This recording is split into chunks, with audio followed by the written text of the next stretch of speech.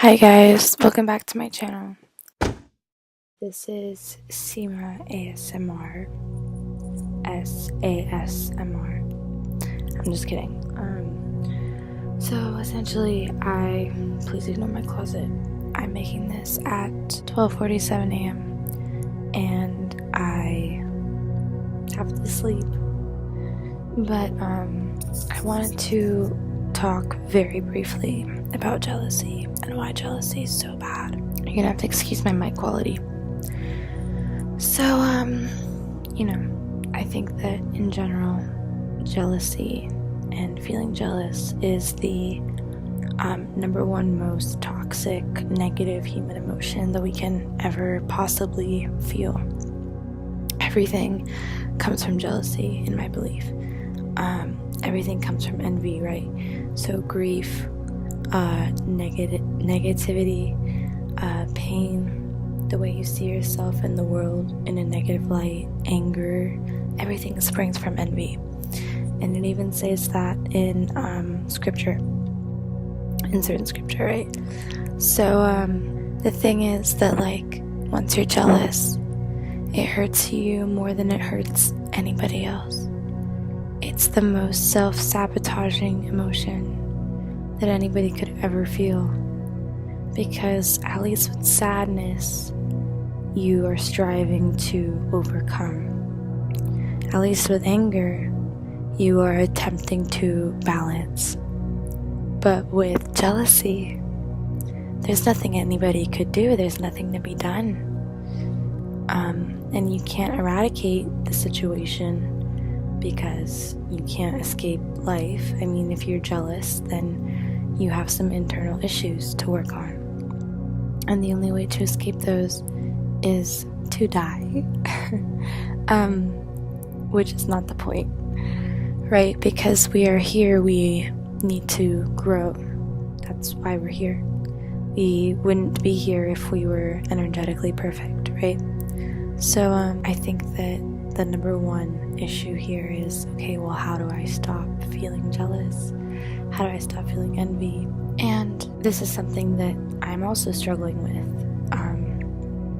I used to have a really big problem with it in high school, and it's gotten better since then. But, I am human, and if I am not practicing austerity and great amounts of self-control over my mind, then I'm letting my mind control me.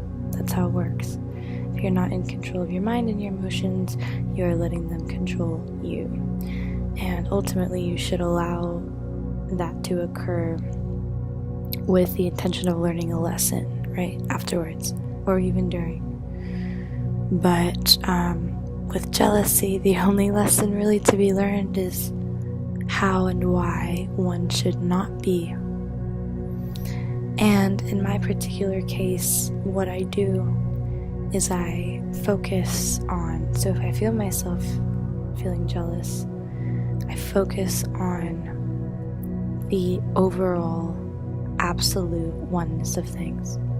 Compassion and jealousy are polar opposites. You cannot have both simultaneously in your realm of emotional comprehension, right? So, what I do is I remind myself about how they are me and I am them. And to compare myself to them is to lie, because then I would be telling myself a false story, an illusion, right? Because we are all seriously, definitely one. There is no doubt. We are simply, dispersed energy in different physical bodies. That's it. And we are all incurring the reactions of the material world, because that is our karma. And the way one can be saved from such reactions is through ultimately practices of detachment, which is preached in every religion, if you study them closely, especially, the more Eastern religions. And so it is really through this seeing everybody as one that you realize that there is no need to be telling yourself a falsity or an illusion. There's no need to even quantify the existence of the emotion of envy, right? What you put your attention towards grows. So if you're going to focus on how envious you are, obviously that will grow. Now, I want to point out that when you do have compassion, when you do decide, oh no, like I'm feeling envious, I need to flip the switch, I need to remember who it is that I am, right? What my path is, how we are all the same. And ultimately, this really cool thing happens where you understand that, seriously, they are God repositioned, and so are you, right? Self-love means to love others as well as yourself. I also like to point out that, you stop comparing yourself to people. Getting over envy is not going, oh, I'm better than her anyway. I'm more than him anyway. So why should I be putting myself down? Why should I be feeling inadequate? No. That's it. No, that's not the answer. Justifying your ego is not the answer.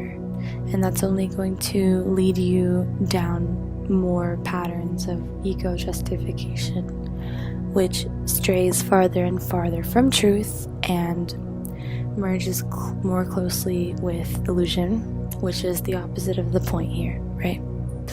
So, in this way, I attempt to curb my own jealous tendencies. Whenever I feel the pangs of it coming on, I put myself in the other person's shoes in a way that is not based on who they are. Let me break it down briefly. So I'm not going to put myself in their shoes and say, oh, okay, like, this is my life. Like, I don't empathize. I just understand. I see them as light. I look at them and I go, oh, okay, well, how are we different? There's no difference. Like,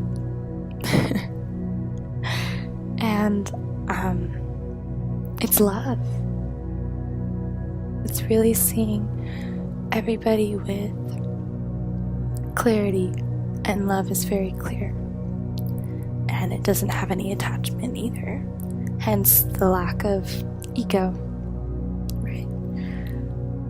So when you do this, when you look at everybody with these eyes of you are the universe incarnated, as am I, life becomes very beautiful very fast. And you realize very quickly that most of the struggles that you encounter are in your own mental, right? And they're up to you ultimately to exist or to not exist, because life is not hard per se. Obviously there are experiences that shape us, but if we shape our mind, then we let those experiences ultimately shape us for the better, shape our souls for the better. We have to be on our own side. That's it. We have to go through life really, really understanding that, we are here to evolve, and that's it. Once we know this, we will never do anything self-destructive, because why waste time? Why waste time? We only have one incarnation in this incarnation, and if we are here ultimately, then there is a purpose, right? The universe makes no mistake. I say this all the time. The sun doesn't fail to rise each morning, okay? So, that is my 2 cents. This is what I do. I'm making this video today because I felt a little bit envious at one point today. quickly remembered that, you know, I should be flipping this. And so I did. Successfully, thankfully. But obviously I'm still thinking about it, so I thought I would make a video on it. I hope this video helped you. If it did, go ahead and, you know, stick around. One thing that I'm realizing is that I don't have to be completely healed to make videos on healing. I really don't. It's a process, and I don't think it ever ends, honestly, because if the process of ascension ends, well, that's when you die, you know. Ultimately, the process of ascension continues because the spiral is infinite upwards. It's infinite. It doesn't stop at any, oh, it's not like, okay, you've reached like your maximum potential. No, that's exactly what I'm saying. We are limitless when it comes to our potential. We can create it and push it further and further and further. And that is my belief, and that is what I've also experienced. So it is really up to us. Thank you so much for watching, and I will definitely see you in my next video.